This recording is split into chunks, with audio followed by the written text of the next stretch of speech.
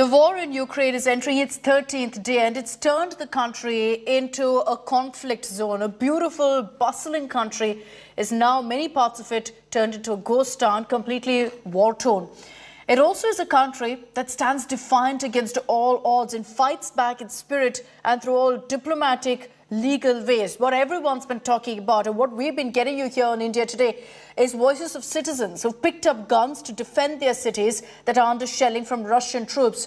Ukraine is fighting back with all it can. It's fighting for what it had, what it could be.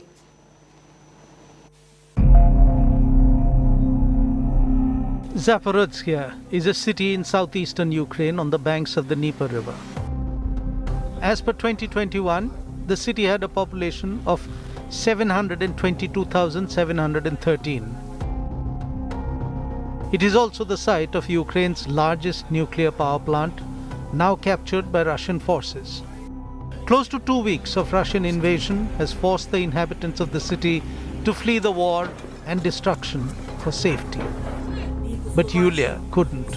She had to stay back to take care of her ailing mother.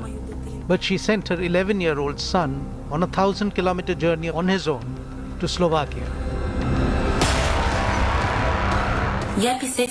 My name is Yulia Volodymyrivna Pisechka.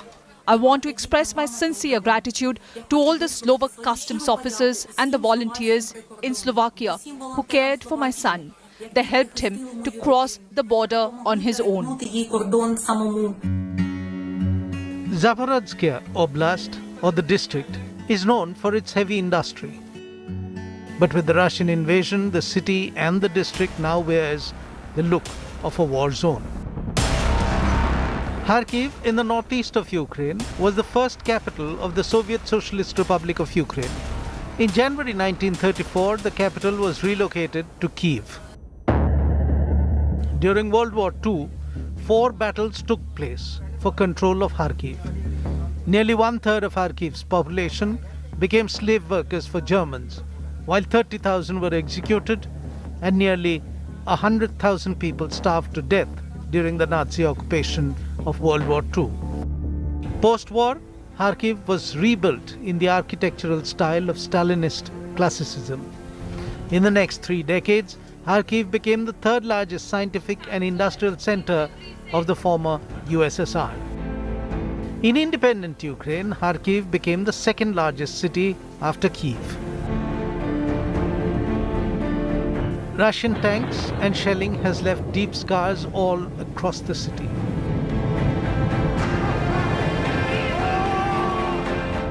Russia has called for a ceasefire in Kharkiv for the time being.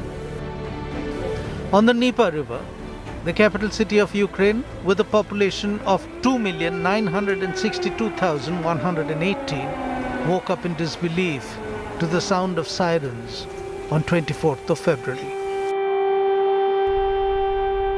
This 7th most populous city in Europe has been waiting for Russians since that day.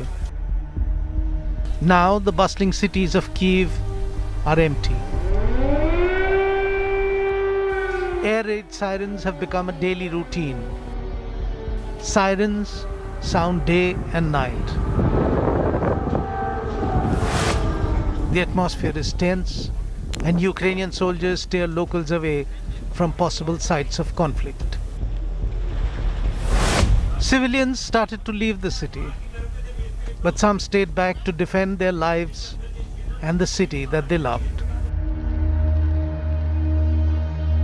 Closer to Kyiv airport, Antonov was captured by Russian troops, as was Kherson city in the south. Cities like Mykolaiv, Irpin, Chernihiv, and Vinnytsia have faced the wrath of Russian shelling.